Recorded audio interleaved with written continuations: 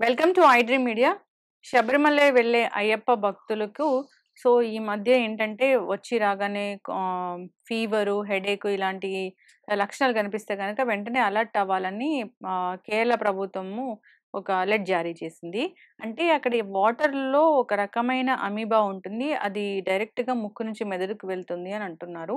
అంటే జాగ్రత్తలేం తీసుకోవాలి? లక్షణాలంటే ఎలా ఉంటాయి? ట్రీట్మెంట్ ఉందా దీనికి? వివరాలు తెలుసుకుందాం. మనతో పాటు ప్రముఖ పల్మనాలజిస్టు డాక్టర్ రవీంద్ర గారున్నారు. డాక్టర్ గారు నమస్తే అండి. నమస్తే. డాక్టర్ గారు ఇప్పుడు అంటే కేరళలోనే ఉందా ఆ అమీబా? మెదడు తినే అమీబా? కేరళలో ఉన్నాయి కాదు. అది ఎక్కడైనా ఉంటుంది. స్విమ్మింగ్ పూల్స్‌లో వాటిల్లో కొంతమందికి హైజీన్ తక్కువ ఉన్న పూల్స్‌లో కామన్ పూల్స్ కొంత వెళ్తుంటాం. అక్కడ కూడా ఉంటుందది పూల్స్‌లో. తర్వాత కొంత షవర్స్‌లో వాటిలో ఉంటుంది. ఇది సాధారణంగా ఏంటంటే ఈ పూల్స్‌లోకి వెళ్ళినప్పుడు మనకు నోట్లోకి నీళ్ళెళ్తాయి. ముక్కులోకి నీళ్ళెళ్తాయి. అలానే మనము మొహం కడిగినప్పుడు గానీ ఇట్లా వెళ్ళినప్పుడు ఈ రెస్పిరేటరీ డ్రాప్లెట్స్ కూడా రెస్పిరేటరీ ద్వారా కూడా వెళ్తుంది లోపలికి. అంటే నోట్లోంచి వెళ్ళినా గాని వస్తదా? అది బ్రెయిన్‌కి యాక్సెస్ కావాలి. ఓకే. బ్రెయిన్‌కి యాక్సెస్ అంటే కొన్నిసార్లేమో డైరెక్ట్‌గా ముక్కు దగ్గర మనకి లోపల కిబ్రిఫార్మ్ ప్లేట్ అని ఉంటుంది. ఆ ప్లేట్‌లో నుంచి లోపలికి బ్రెయిన్‌లోకి యాక్సెస్ తీసుకుంటుంది. అలానే కొన్నిసార్లు వేరే రూట్‌ల ద్వారా బ్లడ్ ద్వారా కూడా వెళ్తుంది. అంతేకాకుండా ఇది మొహం కడిగినప్పుడు గానీ, ఈ స్కూల్స్‌లో తిరిగినప్పుడు గానీ ఇది కంటికి కూడా ఇన్ఫెక్షన్ వస్తుంది. కెరటైటిస్ అంటారు. అది కూడా సీరియస్‌గానే ఉంటుంది. అయితే ఇప్పుడు మనకి ఏంటంటే చాలా వరకు బయట మనము తింటే డయేరియాలు వస్తుంటాయి అంటారు. హైజీన్ లేకపోతే వాటిలో అమీబిక్ డిసెంట్రీ అంటారు. ఆ జాతికి చెందినటువంటి బ్యాక్టీరియా ప్రోటోజోవన్స్ ఇవి. ప్రోటోజోవన్స్ అనేవి ఒక ఆహ్, జీవి. అవి ఏంటంటే ఇప్పుడు మన మలేరియా కూడా ప్రోటోజోవనే. పారాసైట్స్ అంటారు. ఇవి ఫ్రీగా వాటర్‌లో ఉండే ప్రోటోజోవా. ఇవి 2 రకాలు మెయిన్‌గా మనకి డిసీజ్ కాజ్ చేస్తాయి. అకాంతమీబా అనిను, నెగ్లేరి ఫౌలేరి అని ఈ 2 రకాల ఈ ప్రోటోజోవన్స్ మనకి ఈ జబ్బును కాజ్ చేస్తాయి. ఇవి మోస్ట్ కామన్‌గా తొందరగా ఎవరికి ఎఫెక్ట్ చేస్తాయంటే ఇమ్యూనో సప్రెసెంట్స్ వాడేవాళ్ళకి. అంటే క్యాన్సర్ పేషెంట్స్‌కి లేదా స్టీరాయిడ్స్ వాడేవాళ్ళకి, హెచ్ఐవీ లాంటి వాళ్ళకి తొందరగా వస్తాయి. కానీ ఇది ఒక రకమైన మెదడు వాపు వ్యాధిలాగా అంటే మెనింజైటిస్‌ని కాజ్ చేస్తుంది. Meningitis, encephalitis. ఇది వచ్చిన వాళ్ళకి ట్రీట్మెంట్ కూడా కష్టమవుతుంది. Plus mortality is very high.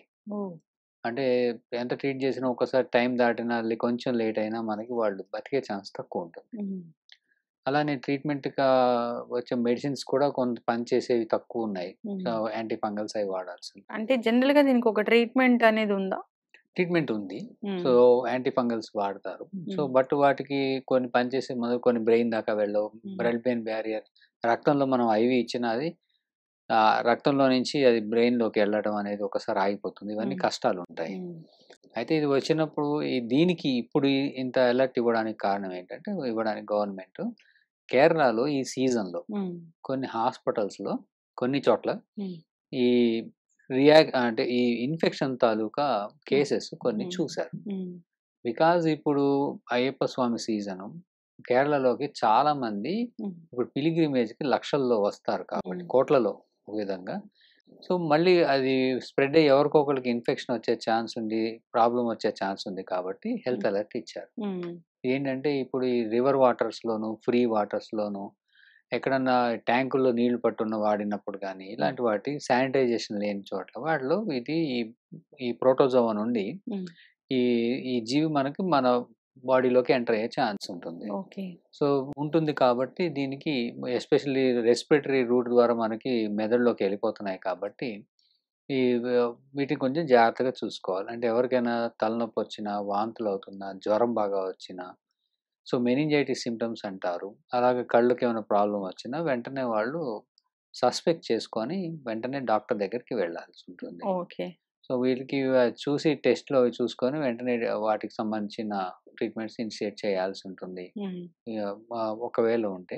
కాకపోతే ఈవెన్ దో ఇప్పుడు ఈ మనకి భక్తులు వెళ్తూ ఆల్రెడీ టెంపుల్ ఓపెన్ అయ్యి వెళ్తున్నారు గానీ ఇంకా ఒక్క కేస్ కూడా ఇట్లా ఏమన్నా అనుమానాస్పదంగా ఉందని గానీ, ఇలాంటి నోటిఫై అవ్వడం అనేది ప్రస్తుతానికైతే జరగలేదు కాబట్టి, అది మనం సేఫ్ కిందే ప్రస్తుతానికి తీసుకోవాలి. కానీ జాగ్రత్తలైతే తీసుకోవాల్సిన అవసరం ఈ వాతావరణ పరిస్థితుల దృష్ట్యా, ప్లస్ కాంగ్రిగేషన్ అంటే చాలా మంది దగ్గరగా ఉంటారు కాబట్టి హైజీన్ మెయింటైన్ అవ్వకపోయే ఛాన్స్ ఉంటుంది కాబట్టి అలానే వానలు పడటం గానీ, నీళ్ల దగ్గర వాటి దగ్గర ఉండకపోవటం వలన గానీ, అడవుల్లో తిరుగుతుండటం వలన గానీ స్ప్రెడ్ అయ్యే ఛాన్స్ ఉంది. ఆల్రెడీ అక్కడ ఇన్ఫెక్షన్ అనేది చూడడం జరిగింది కాబట్టి కమ్యూనిటీలో ఈ అలర్ట్స్ మనం కంపల్సరీ పాటించాలి. అంటే ఇప్పుడు అక్కడ ఏదన్నా వాటర్‌లో వెళ్ళినప్పుడు ముక్కు మూసుకొని ఎళ్ళాలా? ముక్కు మూసుకొని కొంతమంది ఈత కొడతారు. కొంతమంది హ్మ్. స్నానాలు చేస్తారు. హ్మ్. నదుల్లో దిగి స్నానం అవుతుంటుంది. నోట్లో నీళ్లు పోసుకుంటాము. హ్మ్. అవన్నీ ఎట్లా చేసినా గానీ మనకి రెస్పిరేటరీ రూట్ ద్వారా బ్రెయిన్ దాకా కనుక వెళ్తే హ్మ్. అది ఇన్ఫెక్ట్ అయ్యే ఛాన్స్ ఉంటది. ఇప్పుడు మామూలుగా మనం కాళ్ళు కడుక్కున్నాం. హ్మ్. ఏం ప్రాబ్లమ్ లేదు. హ్మ్. మామూలుగా చేతులు కడుక్కున్నా ఏం ప్రాబ్లమ్ ఉండదు. హ్మ్. మోస్ట్‌లీ దాని రూట్ అది యాక్సెస్ అయ్యి హ్మ్. బ్లడ్ అండ్ బ్రెయిన్ రూట్‌లోకి వెళ్తేనే అప్పుడొస్తుంది. మరి అదర్‌వైజ్ ఇప్పుడు మామూలుగా అయ్యప్ప రాకపోవచ్చు. స్వాములు ఎళ్తున్నారు. ఏం జాగ్రత్తలు తీసుకోవాలి డాక్టర్? హ్యాండ్ హైజీన్ ఫాలో అవ్వటం. ఎక్కడంటే అక్కడ అనుమానం మంచి స్నానం గాని ఇలాంటివి ఏమన్నా చేయాల్సొస్తే ప్రాపర్‌గా మంచి హైజీనిక్‌గా అంటే కొన్ని చోట్ల ట్యాంకులు ఫెసిలిటీస్ అరేంజ్ చేస్తారు. Sanitised water. అంటే ఈ చిన్న చిన్న కుంటల్లోను వాటిల్లోను పారే నీళ్లు ఇప్పుడు అందరూ ఏంటంటే ఈ నేచురల్ వాటరు స్వచ్ఛంగుంటాయని ఇట్లా సో, అనుమానంగా ఉన్న చోట ఆ వాటర్ అంటే ఈ సీజన్‌లో అవి వాడకుండా ఉండడం మంచిది. ఓకే. అలానే స్పిరిట్ వాడటం, హ్మ్. యాంటీసెప్టిక్ వాడటం, ఇలాంటి కొంత జాగ్రత్తలు తీసుకుంటే అది రాకపోయే ఛాన్స్ చాలా బావుంటుంది. ఓకే. సో, ఎక్కువగా నిల్వ ఉన్న నీటిలో దిగకుండా ఉండడమే మంచిది. మునగటం, ఈతలు కొట్టడం, హ్మ్. స్నానాలు చేయటం లాంటివి కొంచెం అవాయిడ్ చేసి హ్మ్. పోర్టబుల్ వాటర్‌తో స్నానాలు చేయటం అనేది దొరికితే చేయడం ఇది ఎయిర్ మంచిది. బోర్న్ గాదు. ఎయిర్ బోర్న్ కాదు. ఒట్టి నీటిలోంచి వచ్చేదే. నీటిలోంచే వస్తుంది. యెస్. ఇప్పుడు ఎవరైనా కేరళ వెళ్ళొచ్చారు. అంటే వాళ్ళకి ఏం లక్షణాలు కనిపిస్తే వెంటనే హాస్పిటల్‌కి వెళ్ళాలి? సాధారణంగా హై ఫీవర్ రావటం, హ్మ్. వాంతులు అంటే ఇప్పుడు మెనింజైటిస్ అనేది ఎప్పుడైనా గానీ హెడేక్, వామిటింగ్స్‌తోనే స్టార్ట్ అవుతుంది. హ్మ్. సో, మెనింజైటిస్ లక్షణాలు ఏమున్నా అంటే జ్వరం ఎక్కువగా ఉండి తగ్గకపోవటం, తలనొప్పి రావటం, వాంతులు ఇలాంటివి ఏ ఒక్క లక్షణం ఉన్నా వాళ్ళు ఎలాంటి హెల్త్ వచ్చినా కానీ వాళ్ళు సస్పెక్ట్ చేసి చూసుకోవాల్సిన అవసరం ఉంటుంది. ఓకే. చక్కటి ఇన్ఫర్మేషన్ డాక్టర్ గారు. సో, దీనికైతే ఒక ట్రీట్‌మెంట్ అనేది ఉంది. ఒక ప్రోటోకాల్ ఉంది. ఇదొస్తే ప్రోటోకాల్. ట్రీట్‌మెంట్ జేయాలి అనేది. అయితే జాగ్రత్తలు తీసుకోవాలి. హెడేక్, ఫీవర్ ఇలాంటివి ఉంటే వెంటనే వాంతులు డాక్టర్‌ని సంప్రదించాలి. సంప్రదించి ఎందుకు ఇప్పుడు కోవిడ్ గూడా, కరోనా వైరస్ గూడా కేరళలోనే. తర్వాత గూడా ఇంకేదో వైరస్ గూడా ఇది కేరళలోనే. ఇది గూడా కేరళలోనే. ఎందుకు కేరళలో ఇలాంటివి ఎప్పుడు కనిపిస్తాయి? కేరళ అనేది ఏంటంటే ఎక్కువగా ఫారెస్ట్ ఎక్కువుంటుంది. హ్మ్. వెస్టర్న్ ఘాట్స్‌లో ఉంటుంది. సో, అక్కడ వాతావరణ పరిస్థితులు వైరస్‌కి హ్మ్. ఎక్కువగా అంటే ఎప్పుడు చూసినా మనకి మాన్సూన్స్ అనేవి ఎక్కువగా ఫస్ట్ అక్కడే స్టార్ట్ అవుతాయి. హ్మ్. కేరళలో ప్రతి సంవత్సరము హ్మ్. ఫ్లడ్స్ అనేవి కంపల్సరీ ఫస్ట్ హ్మ్. ఋతుపవనాలు అక్కడ తగులుతాయి. హ్మ్. సో, వాటికి కేరళ ఎక్కువ వర్షపాతం నమోదు చేసుకుంటది. అంతే కాకుండా ఇంటర్నేషనల్ ట్రావెల్ అనేది హ్మ్. కేరళ నుంచి ఎక్కువ మంది ఉంటారు. హ్మ్. ఎందుకంటే ఉద్యోగరీత్యా హ్మ్. గల్ఫ్‌లో గానీ, వేరే చోటకి కానీ ఎక్కువగా వాళ్ళు డిఫరెంట్ వృత్తుల్లో వాళ్ళు ఎక్కువగా ఉండి ఇంటర్నేషనల్ ట్రావెల్స్ అనేది జరగటం అనేది కేరళలో ఎక్కువగా ఉంటుంది. సో, ఇలా మల్టిపుల్ కారణాల వలన వాతావరణ పరిస్థితులు, వా వాటరు, ఎన్విరాన్మెంటల్ ఫ్యాక్టర్స్ అంటే టోపోగ్రఫీ, ఫారెస్ట్ గానీ, హిల్స్ కానీ, వెస్టర్న్ ఘాట్స్ కానీ, హ్మ్. అలానే ఇంటర్నేషనల్ ట్రావెల్ గానీ, ఇలా రకరకాల కారణాల వలన కేరళలో ఎక్కువగా కనబడే ఛాన్స్ ఉంటుంది. యెస్. అలానే ఈ వెస్టర్న్ ఘాట్స్ తీసుకుంటే మలేరియాకి ఆల్వాల్. ఒకప్పుడు మలేరియా ఎక్కువ హై ఎండ్ మలేరియాస్ అన్నీ ఇప్పుడు ఎక్కువగా కేరళ, కర్ణాటక వెస్ట్ కోస్ట్‌లోను, మణిపూర్, మణిపాల్ అలానే ముంబై సైడ్ అంటే గోవా, ముంబై ఇవన్నీ ఎక్కువగా మలేరియాకి ఈ వెస్టర్న్ ఘాట్స్ ఉండటం వలన సర్వైవల్ ఫ్యాక్టర్స్ ఆఫ్ వైరస్ కానీ, బాక్టీరియా గానీ, ప్రోటోజోన్ కానీ, మస్కిటోస్ కానీ, వెక్టర్ బోర్న్స్ ఎక్కువగా ఉంటది వెస్టర్న్ ఘాట్స్‌లో. అటునుంచి మళ్ళీ ఈస్టర్న్ ఘాట్స్‌లో కూడా కొన్ని జబ్బులొస్తాయి. కానీ హ్మ్. ఈస్టర్న్ ఘాట్స్ అనేవి కంటిన్యూయస్‌గా ఉండవు. మధ్యలో బ్రేక్ ఉంటాయి ఘాట్స్. సో, ఈ వాతావరణానికి అనుకూలంగా ఉండటం వలన, అక్కడ పెరగటం వలన అక్కడ స్ప్రెడ్ అయ్యే ఛాన్స్ ఎక్కువుంటుంది. అంతేగాని స్పెసిఫిక్‌గా అక్కడేమన్నా కర్సు అలాంటివని కాకుండా అది వెళ్ళకూడదని కాదు. ఇవి జాగ్రత్తలు తీసుకోవాల్సి ఉంటుంది. యెస్. అయితే డాక్టర్ గారు వింటరు అంటే జనరల్‌గా అంటే వింటర్‌లో కొంచెం పొద్దెక్కాక స్నానం జేయాలి. గోరువెచ్చని నీటితో స్నానం జేయాలి. ఇట్లా చెప్తూ ఉంటారు గదా! అంటే ఇప్పుడు స్వాములు మాల వేసుకుంటారు. చన్నీటి స్నానం జేస్తూ ఉంటారు. జాగ్రత్తలంటే ఏముంటాయి? అంటే కొంత కాంట్రవర్సీస్ వింటున్నాము. హ్మ్. చాలామంది అసలు అంటే కామెంట్ చేయటం ఎలా ఉందంటే హ్మ్. చన్నీరు స్నానం చేయటం ఎలా? హ్మ్. రోగం తెచ్చుకోవడం ఎలా? హ్మ్. ఈ చెప్పులు లేకుండా నడవటం ఎలా? హ్మ్. ఇవన్నీ కొంత ఉన్నాయి. అయితే ఇవన్నీ ఏంటంటే ఆహ్, దేనికైనా గాని ఒక మెదడుకి కొన్ని లాసులుంటే కొన్ని నేచురల్‌గా లాభాలుంటాయి. హుహు. సో, చన్నీళ్ళు అనంటే ఐస్ కోల్డ్ చన్నీళ్ళని కాదు. హుహు. గోరువెచ్చటి నీళ్ళు. సో, చాలా వరకేంటంటే బా బావుల్లోంచి తీసిన నీళ్ళు గానీ, హ్మ్. బోర్‌లోంచి తీసిన నీళ్ళు అయితే కొంచెం వేడిగానే ఉంటాయి. అవేం పెద్ద ఎఫెక్ట్ చెయ్యవు. సో, చన్నీరు స్నానం చేయటం వలన మైండ్ అలర్ట్‌నెస్ ఉంటుంది. మా మనము నిద్రమత్తు తొందరగా వదిలిపోతుంది. వాసో కన్‌స్ట్రిక్షన్ అనేది స్కిన్‌కి రావటం వలన కొన్ని స్కిన్ సమస్యలు క్లియర్ అవ్వటము. తర్వాత జాయింట్ పెయిన్స్ లాంటివి తగ్గటము. సో, హ్మ్. ఓవరాల్‌గా వాళ్ళకి మెంటల్‌గా ఎక్కువగా కాన్సంట్రేట్ చేయగలగడానికి సంబంధించినటువంటి హ్మ్. యూజెస్ ఉంటాయి. కానీ అతి చల్లగా ఉన్నవి గానీ, అతి వేడిగా ఉన్నవి గానీ స్నానం చేయకూడదు అనేది ముందు నుంచే ఉంది. హ్మ్. సో, మామూలుగా అయితే మనం చేయాల్సింది చల్లటి నీళ్ళే. హ్మ్. వేడి నీళ్ళనేవి కాదు. హ్మ్. అవి చల్లటి నీళ్ళైనా, వేడి నీళ్ళు మధ్యలో అంటే మధ్యస్థం గోరువెచ్చటి నీళ్ళే స్నానం చేయాలి. అంటే వేడి చేసి నీళ్ళు స్నానం వెరీ చేయాల్సింది. హాట్ వాటరు, స్టీమ్ అంత అసలు రెగ్యులర్‌గా స్నానం అయితే చేయకూడదు. ఓకే. చల్లటి నీళ్ళే చేయాలి మనం. కానీ కొంతమందికి కొన్ని ప్రాబ్లమ్స్ ఉంటాయి హ్మ్. ఆరోగ్యరీత్యా. అంటే చలి తట్టుకోలేకపోవటం, హ్మ్. కొంతమందికి రేనాల్డ్స్ ఫినామినా అని చేతులు బ్లూగా అయిపోవటం చలి హ్మ్. తగిలితే. అలాంటివి కొంతమందికి చల్లటి వచ్చినప్పుడు షాక్ లాగా వస్తది. హ్మ్. అదే జర్క్ వస్తుంది. హ్మ్. రెస్పిరేటరీ. దానివల్ల వాళ్ళకి ఆస్తమా లాంటివి ట్రిగ్గర్ అవ్వటం ఇలాంటివి అవుతాయి. అంటే ఎవరికైతే అలాంటి ప్రాబ్లమ్స్ ఉన్నాయో, అలాగే కొంతమందికి స్మోకర్స్ ఉంటారు. వాళ్ళు స్మోక్ చేస్తూ మాలేసుకో ఆపడం కోసం గాని వాళ్ళకి బ్రాంకైటిస్ ఉంటుంది. చలి హ్మ్. వలన వాళ్ళకి ఇబ్బందుంటుంది. అలాంటి వాళ్ళు చల్లనీరు స్నానం చేస్తే వాళ్ళకి దగ్గు, ఆయాసాలు వచ్చే ఛాన్స్ ఉంటుంది. హ్మ్. దానికి తగ్గ చర్యలు వాళ్ళు హుహు. తీసుకోవాల్సుంటుంది. అలానే కొంతమందికి ఆస్తమా ఉంటుంది. సో, ఆస్తమా ఉండటం వలన వాళ్ళు చల్లనీరు స్నానం చేసి చలిలో తిరుగుతూ ఉంటే వాళ్ళకి మామూలుగానే ఈ వాతావరణ పరిస్థితుల వలన ఆయాసాలు రావచ్చు వాళ్ళకి. అదే కొంతమందికి టీబీ వచ్చి లంగ్ డిస్ట్రాయ్ అవ్వటం, కొంతమందికి అదర్ రెస్పిరేటరీ డిసీజెస్ ఉండటం వలన వీళ్ళకు అంటే ఆల్రెడీ దే ఆర్ ఒక విధంగా ఆరోగ్యవంతులు కారు. సో, అయినా గాని వాళ్ళు దీక్ష తీసుకున్నారు. వాళ్ళకి ఈ పరిస్థితులు తెలీదు. కానీ వాళ్ళు సఫర్ అయ్యే ఛాన్స్ ఉంటుంది. సో, హ్మ్.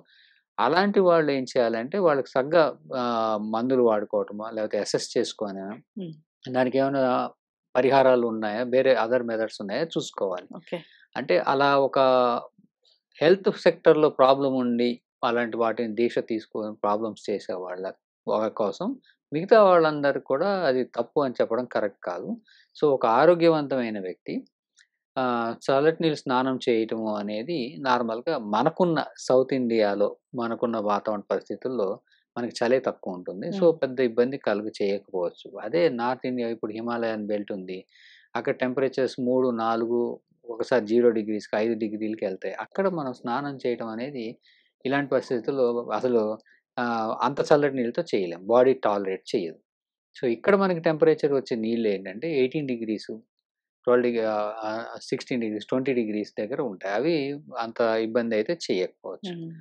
అలానే కొంతమందికేంటంటే నేచురల్‌గానే అది ఫుట్‌వేర్ లేకుండా నడవటం అనేది హ్మ్. మనం హ్యూమన్స్‌గా తీసుకుంటే మనం ఒక జంతువు మనం. సో, ఒక జంతువుగా తీసుకుంటే ఏ జంతువు గూడా ఒక ఫుట్‌వేర్ యేసుకొని నడవటం అనేది జరగదు. హ్మ్. మనం మాత్రమే ఫుట్‌వేర్ యేసుకుంటున్నాం. హ్మ్. మన ఫుట్‌వేర్ యొక్క స్ట్రక్చర్ అంటే పాదం యొక్క స్ట్రక్చర్‌ని మారుస్తున్నాం. మార్చడం అంటే హై హీల్స్ ఏయటం వలన హ్మ్. గానీ, వేరే రకాల ఫుట్‌వేర్ ఏయటం వలన కానీ, ఆర్చ్‌ని సపోర్ట్ చేయలేకపోవటం వల్ల కానీ, ఇలాంటి డిఫరెంట్ థింగ్స్ వలన మనకి జాయింట్స్‌లో కూడా మార్పులొస్తాయి. సో, ఈ నార్మల్‌గా నేచురల్‌గా మనము ఎర్తింగ్ అని యాక్చువల్‌గా గ్రౌండింగ్ అని, ఎర్తింగ్ అని ఇప్పుడు నేచురల్‌గా ఈ హెల్త్ కోసం అందరూ సపోర్ట్ చేస్తుందేంటంటే గ్రాస్ మీద చెప్పులు లేకుండా నడవండి. ఆక్యుపెంచర్ లాగా నడవటం ఇలాంటివన్నీ ఇప్పుడు ఎందుకు చేస్తున్నారంటే, ఈ ఫుట్ మీద ప్రెషర్ పడటం వల్ల కానీ, దానివల్ల కానీ ఫ్యూ థింగ్స్ స్ట్రెస్ రిలీవింగ్ ఉంటుంది. ఎర్తింగ్ ఉండటం వలన. తర్వాత మనకి జాయింట్ హెల్త్ మెయింటెనెన్స్ ఎక్కువుంటుంది. ఆర్చ్ మెయింటెనెన్స్ బాగా ఉంటుంది. బ్యాలెన్సింగ్ అని అంటారు. బ్యాలెన్సింగ్ అంటే కొంతమంది నడుస్తూ, నడుస్తూ పడిపోవడం, లేకపోతే పడుతున్నట్టు ఫీలింగ్ అవ్వటం, లేతే కొంత అలాంటివి బ్యాలెన్స్ చేసుకోవడానికి bear foot is always better అనమాట. ఎలా అంటే ఇప్పుడు కొంతమంది మీకు కళ్ళు మూసుకొని నిలబడ్డారనుకోండి 2 కాళ్ళు దగ్గర పెట్టుకొని పడిపోతారు. హ్మ్.